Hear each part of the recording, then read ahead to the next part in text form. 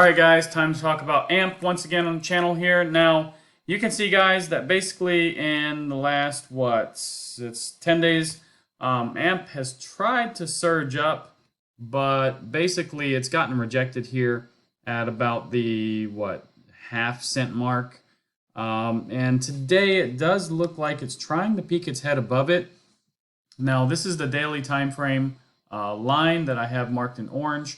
If it can hold this, it has a chance, guys, of moving to the next, resistance, which is about 0067. So still, guys, AMP is struggling. It's one of the cryptos that it's struggled one of the most in my bag that I have, guys. I don't know, but let's see. Let me draw a trend line here.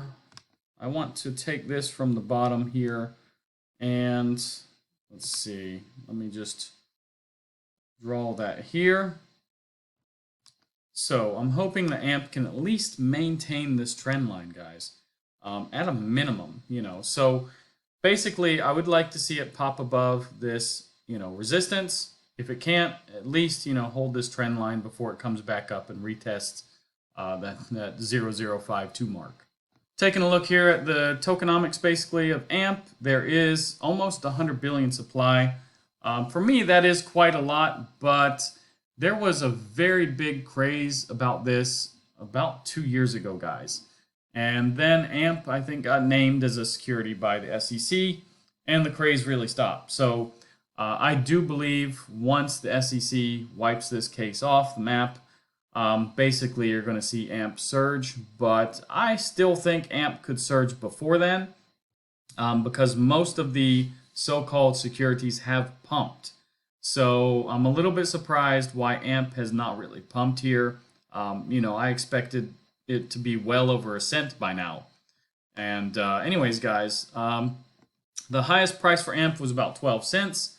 So this is still 95.6% down from its all-time high.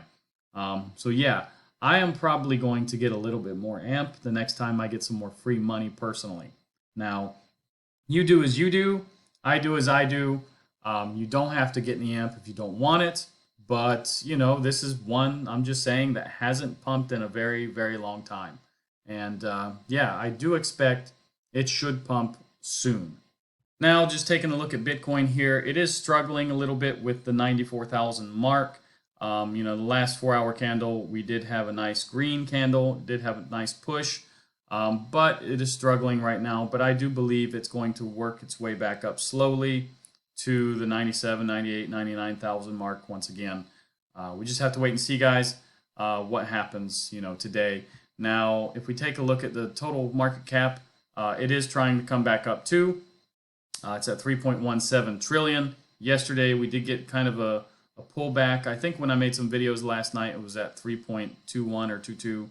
So yeah, we did have more of a pullback in the evening after I went to sleep, guys. So the total market cap excluding Bitcoin, you can see that basically the target of this flag is up here at about 1.44 trillion. Now we haven't got there yet. We got close, but we didn't get there.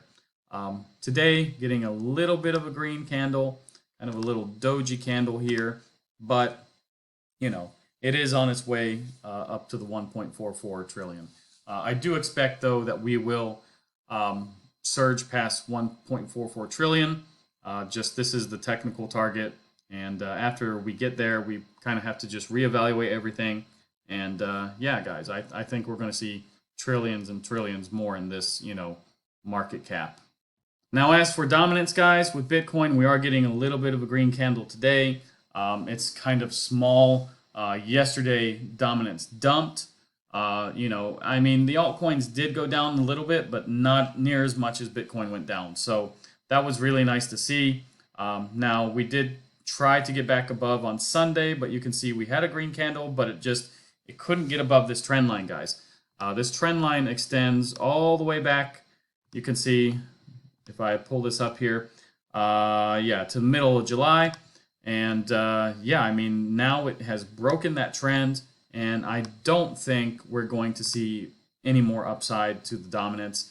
The 61.78 probably was the maximum. I know this wick doesn't touch it, guys, but if you look at this on a lower time frame, I think the 1 hour or 4 hour time frame, there's some candles that come up here. So just want you to be aware. Anyways, taking a look at the historical returns for the month time frame for Bitcoin, we're still at about 34.3% at the moment for November. So that looks, all fine and dandy. December, I do expect probably will be much of the same, continuation of November basically. Now, as for altcoin season, guys, we're at a 49. So basically, as it says, it's not altcoin season, but it's starting to feel like it, guys, really. I think yesterday we were at a 51, as you see here. And so we've had a slight pullback. But yeah, guys, we're going to have small bumps in the road to get to altcoin season. Don't worry, though. Now, Fear and Greed, 79. I'm glad it did come down. Yesterday it was 82. So yeah, I would like to see even a little bit more downside. Because as any veteran will tell you guys, if you stay up in the 90s too long, you expect that crash. And guys, look what happened. We did finally have something of a crash. Now, $6,000 is not much compared to the past, but yeah, it did come down. Taking a look at the Pi cycle top indicator, guys, we're not even close to crossing. We were actually closer in June to crossing than we are now. However, this line is starting to come up, but this line looks like it's continuing this way. So it's going to take a while to catch up, guys. You basically got to see this, kind of roll over and come back to this orange line. But yeah, this has been pretty accurate with predictions of the top of Bitcoin, and it's been within like a day or two every cycle, guys. Taking a look at crypto bubbles, we are seeing some red. Now, keep in mind, Sand and Mana had massive days, the past like 2-3 days.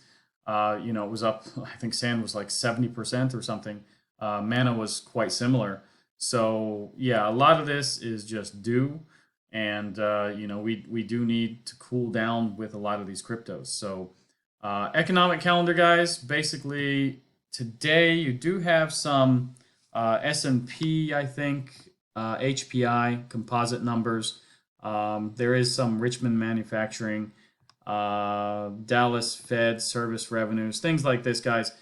Not too big of a day. I think the biggest thing, though, is the consumer confidence here at about 4 o'clock, check time. So, yeah, be watching for that. So maybe around 4 o'clock, we could see some more volatility.